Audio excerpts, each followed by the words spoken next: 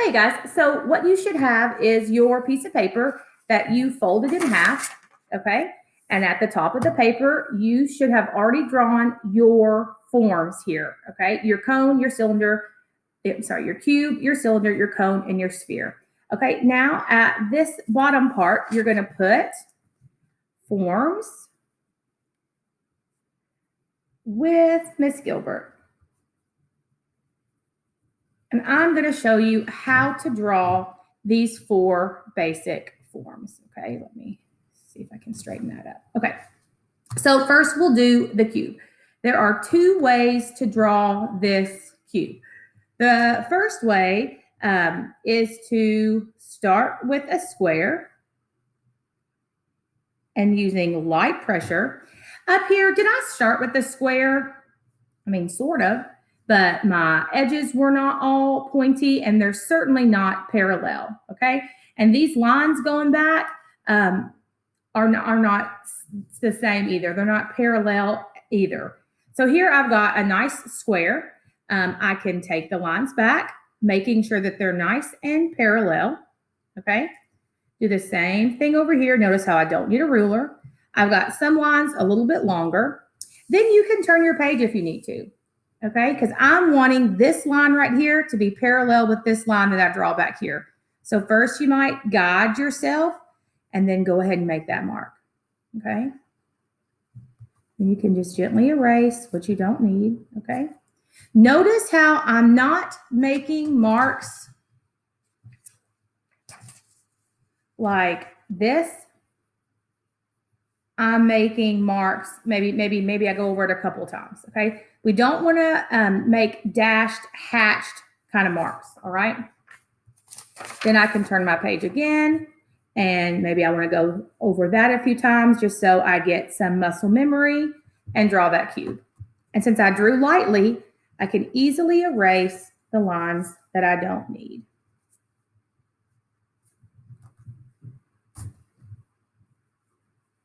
Okay, and this just shows the outside of my cube. Another way to draw a cube is to draw 2 squares. So I'm going to start out nicely drawing a square.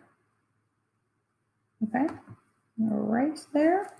And then I can overlap a square right here.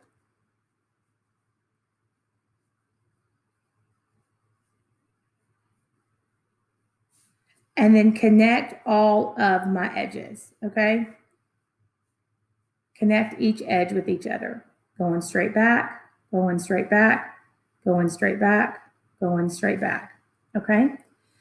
So this one is a little bit easier to draw. And if you draw lightly, you can, of course, go back in and erase your little marks where you drew the little circles to know where to connect.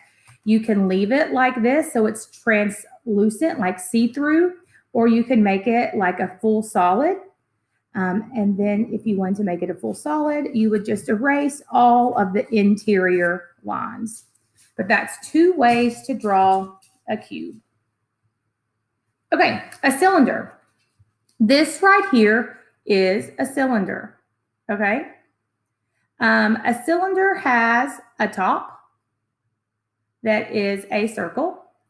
It has the sides, the length of it is really like a rectangle, right?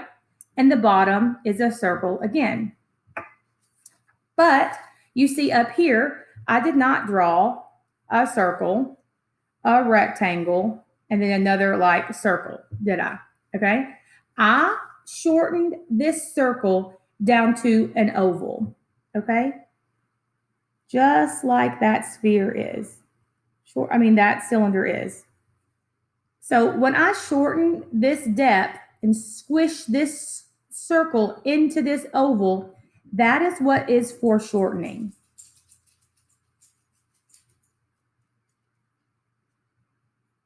Okay, and that's exactly what we're going to do with our cylinder and our cone, okay? We know the bottom of a cone is also a circle and then a triangle, right? But if I want to put ice cream in this, I need to shorten this depth Yes, Aiden? Huh? What? Ice cream cone?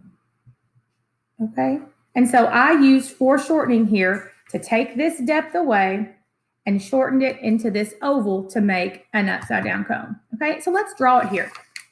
So my cylinder is a little wonky. I did get the foreshortening, but not so much right here, right? So we're gonna start with our two sides, okay? Multiple ways to start. You can start with your two sides and draw like a happy face, okay? And then connect it around the back. Okay. And then draw another little happy face down here. That's how you can think of it if you need to. Okay. And then erase the lines that you don't need. But what's really, really important when you are drawing cylinders or when you're doing foreshortening like this is you want to make sure that your ovals curve right there. Okay. That curve around is really important in making it look like it has that depth, just like a can has. Okay. I can't search right now. I'll search in just a minute. Strawberry zombies? Okay, I'll search zombie right real quick. Are you playing shoot the zombie? We're not gonna play that. Oh. Okay, so this is your cylinder. All right, so we've shortened the depth. Let's do the same thing to our cone. Up here, does this look like a cone or does this look like a crazy shaped isosceles triangle? It looks like a bad carrot for your snowman that you made a few weeks ago. So our cone, we know it's got the top of a triangle or a letter A, right? And then you can make that smiley face portion go like right around, okay? If you want to show the inside, make it translucent like we did with that cube, you can just draw this oval going back. Same thing with this cylinder if you want to make it like that. Okay, and maybe I wanted to show the inside of this cylinder with the lip on it back there and then a lip up here. And that's how you can show that this cylinder has an interior. Now it looks like I'm ready to put a flower in it, right? And have the flower coming out.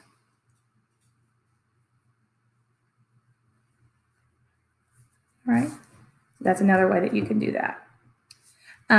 Now we're ready for the sphere. Did I really get a sphere drawn here? I mean, I got a really lopsided circle. So to draw a sphere, you're going to draw a circle. Now, I know some of you are going to say, I can't draw a perfect circle. Did I just now draw one that's perfect? Nope.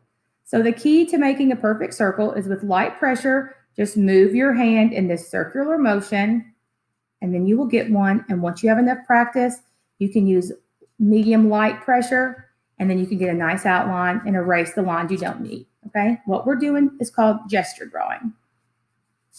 Okay, so just get this erased nice and light.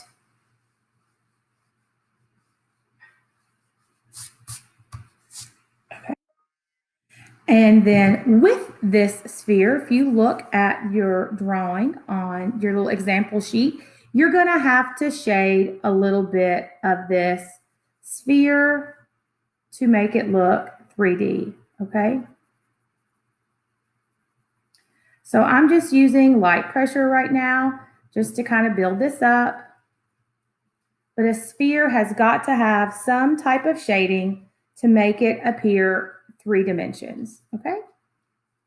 Otherwise, it just looks like a circle.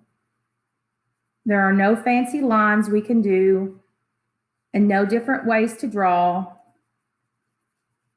other than adding some shading. And I'm just adding some really quick scribble shading here so that you can see how to plot this in. And notice that like we do shading, I'm using that light pressure just to build it up. And now I'm getting into medium pressure.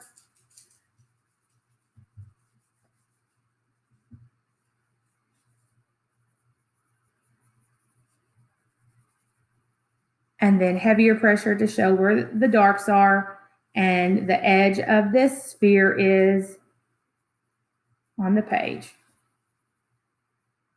Okay.